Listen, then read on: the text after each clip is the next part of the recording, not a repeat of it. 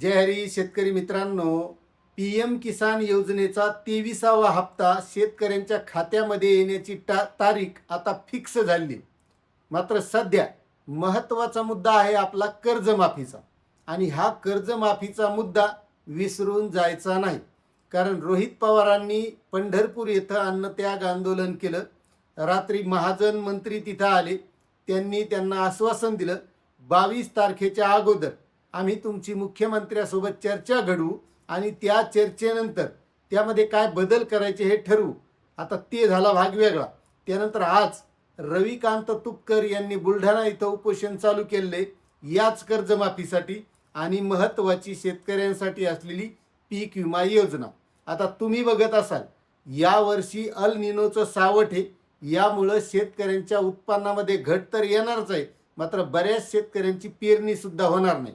आणि जे काही महत्त्वाचे ट्रिगर होते ते ट्रिगर हटवलेले आहेत की ज्या माध्यमातून शेतकऱ्यांना जर पेरणी केली, उगवण झाली नाही तर नुकसान झालं तर पीक विमा मिळत होता.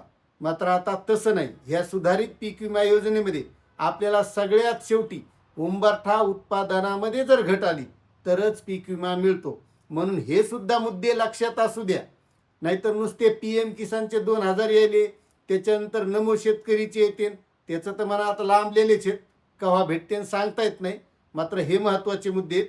आणि त्याहूनही सगळ्यात महत्त्वाचा मुद्दा आहे शेतकऱ्यांच्या शेतीमालाच्या भावाचा. हा मुद्दा प्रत्येक शेतकऱ्यानं लक्षात ठेवला पाहिजे. कारण शेतकऱ्यांच्या जर शेतीमालाला चांगला भाव मिळाला तर या PM किसान नमो शेतकरीच्या योजनेच्या हप्त्याची वाट आपल्याला पाहायची लई गरज नाही.